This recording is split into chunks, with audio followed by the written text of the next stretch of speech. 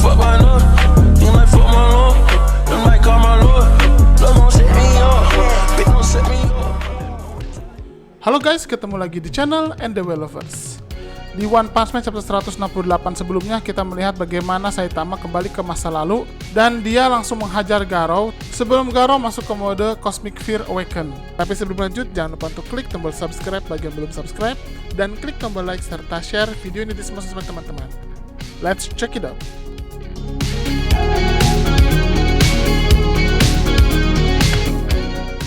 Tentunya Saitama yang menghajar Garou jauh lebih kuat daripada Saitama di masa saat itu.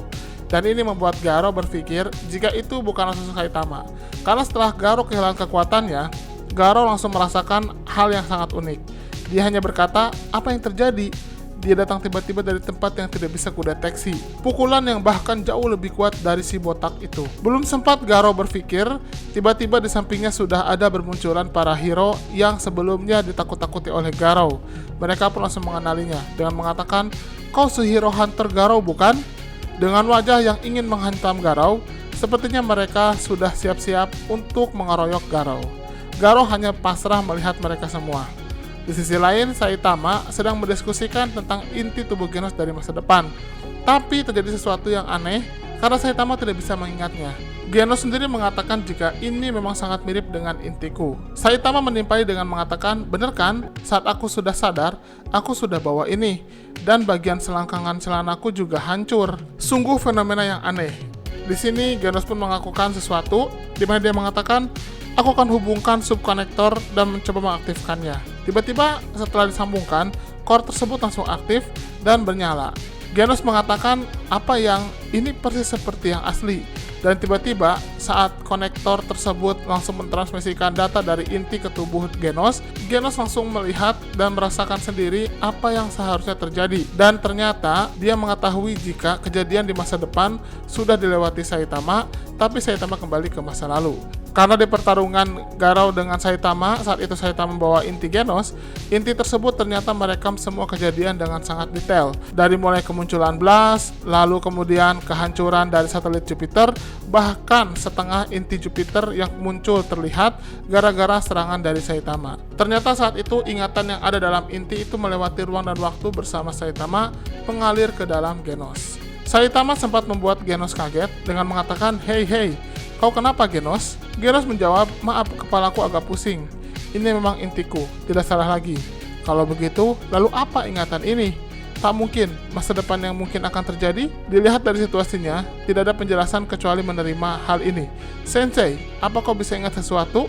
Saitama hanya menjawab, soal apa? Di sini Genos menambahkan, menurut ingatan di dalam inti ini, kau dan inti ini datang dari masa depan. Saitama sedikit bingung, dan kemudian Genos pun menjelaskan dengan singkat yang ternyata justru malah jelimet. Penjelasannya adalah, ini hanya sebuah hipotesis berdasarkan apa yang disebut teori dunia paralel atau multiverse.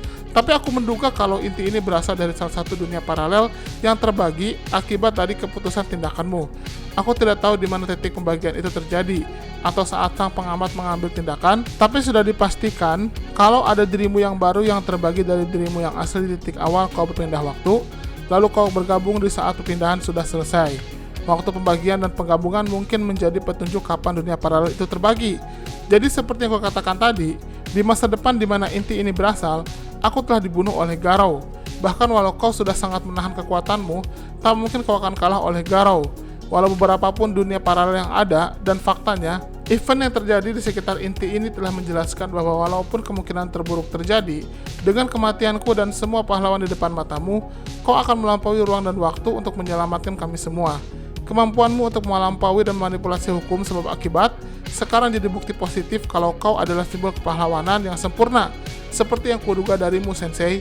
Sedangkan untuk prinsip berpindah kembali ke masa lalu, memperkirakan menjadi skenario yang adalah, nah kita bisa melihat sisanya merupakan suatu pembahasan tentang fisika yang sangat jelimet yang tidak hanya Saitama, saya sendiri pun tidak memahaminya. Di sini Saitama berusaha untuk mengerti dengan mengatakan, gitu ya. Pokoknya ya sudahlah, senang melihatmu masih sama seperti biasa. Ternyata Genos menyadari kalau Saitama tidak ingat, dan Saitama hanya berpura-pura untuk mendengarkan saja. Tapi dalam hatinya, dia pun berpikir jika tidak, ini sensei. Dia mungkin membiarkan para pahlawan yang bertarung dan berjuang dengan berani mendapat pujian sebagai tindakan dermawan, seperti yang dilakukan saat melawan Deep Sea King. Sepertinya Genos berpikir jika Saitama pura-pura tidak ingat karena dia terlalu baik. Padahal memang benar-benar tidak ingat ya. Mau bagaimanapun, kata Genos, sensei kau bahkan melompat ruang dan waktu demi menyelamatkan semua orang, demi menyelamatkan dunia. Tidak Garou, dan tidak siapapun dalam semesta ini selain sensei yang tahu akan hal itu. Kecuali aku, Genos pun terlihat tersenyum. Saitama hanya mengatakan ada yang lucu. Genos menjawab, tidak, aku harus menyampaikan hal ini pada orang yang harus mendengarnya. Itu adalah tugasku sebagai murid, sensei. Kau datang di saat terakhir dan menyelamatkan semua orang. Kau tahu, itu baru namanya seorang pahlawan. Saitama kembali lagi bingung, hanya mengatakan, apaan ini? Kok tiba-tiba? Lagian aku juga biasanya nggak tepat waktu kan? Genos menambahkan, tidak, kali ini kau tepat waktu. Di sisi lain, di semesta paralel, di mana terjadi di masa depan, yang harusnya Saitama sudah membalikkan waktu dan Garou sudah mati, Tareo pun tersadar. Tareo ternyata dibangunkan oleh Garou. Di sini Tareo terkaget ketika Garou mengatakan, bangunlah Tareo, dan dia melihat ternyata Garou sudah menjadi semacam cahaya dan eksistensinya sudah mulai pudar. Tareo hanya mengatakan, paman, tunggu paman, dan kemudian Tareo pun menangis. Tapi dia berpikir jika itu hanyalah mimpi. Tareo hanya mengatakan, aku dengar suara dari sana. Apa yang kalian ada di situ? Di sisi lain, para hero mengeroyok Garou. Mereka mengatakan, mati kau hero hunter, kau sudah membuat kami babak belur, Sekarang giliran kami yang berburu. Di sini Garou tidak melawan, dan dia hanya pasrah saja sambil berkata, sudah berakhir, semua sudah berakhir. Kehilangan kekuatan surgawinya dari pukulan misterius, Garou tidak paham sedikit pun apa yang telah terjadi. Namun anehnya, dia menerima semuanya dengan ikhlas. Mungkin itu karena semua sudah diputuskan oleh dirinya di masa depan, walau Garou tak bisa tahu akan hal itu. Jadi ini sepertinya ada resonansi antara Garou di masa depan dengan Garou di masa kini, di mana keputusan Garou di masa depan yang menerima takdir bahwa dirinya tidak bisa mengalahkan Saitama, ternyata berpengaruh pada Garou di masa kini yang membuatnya merasa tiba-tiba dia harus menerima segalanya. Garou yang terlihat babak belur hanya mengatakan, kenapa pecundang?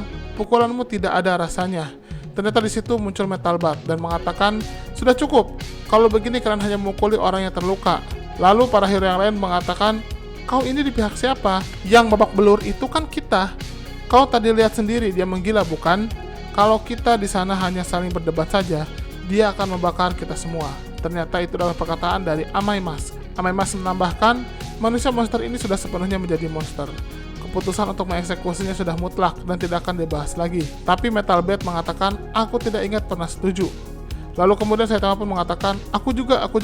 Dan yang lain hanya mengatakan, kau siapa? Lalu kemudian Saitama menambahkan, emang siapa yang mengalahkan Garou? Si Blast ya? Saitama yang tidak ingat juga menganggap jika mungkin saja Blast yang mengalahkan Garou. Flashy Flash hanya mengatakan, karena vertigo ini aku tidak yakin, tapi sepertinya ada orang telanjang yang tiba-tiba muncul, mengalahkan Garou dengan satu pukulan, lalu terbang pergi. Pola gerakan macam ini sepertinya bukan kebiasaan dari Blast. Lalu kemudian Amaimas hanya mengatakan, apa? Blast? Maksudmu dia sungguhan datang untuk membantu? Tapi kenapa telanjang? Genos yang tahu sebenarnya hanya mengatakan, Sensei, aku percaya hanya kaulah yang berhak untuk memutuskan apa yang akan kita lakukan dengan Garou. Saitama hanya mengatakan, emang kenapa? Ya, aku tak begitu paham soal hak atau memutuskan sesuatu, tapi kelihatannya dia seperti membiarkan mereka memukulinya. Kenapa tak biarkan saja semuanya sampai puas? Karena itu juga tak begitu berpengaruh. Di sini kita bisa melihat Garou terus dihajar tanpa henti oleh semuanya. Dan tiba-tiba, Beng pun muncul dan mengatakan, Garou. Lalu kemudian Zombie Man juga mengatakan, tunggu, apa yang ingin kau tanyakan padanya? Yang lain hanya terkaget ketika Zombie Man datang untuk mendekati Garou.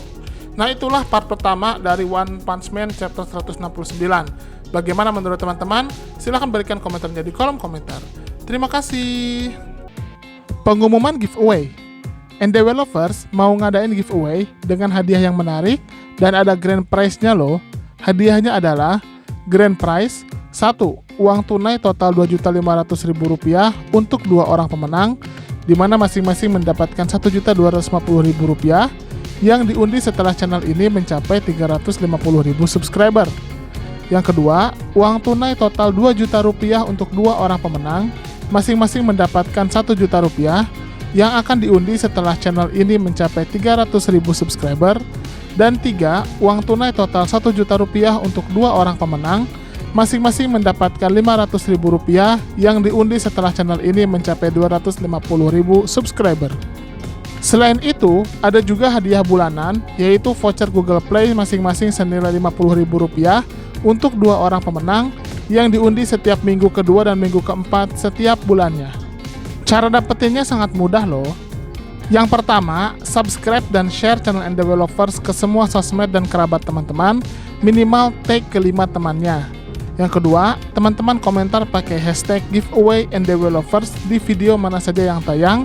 Isi komentar sangat menentukan, jadi usahakan komentar yang berhubungan dengan topik bahasan dan bukan spam atau hanya komentar berupa hashtag plus alamat IG saja.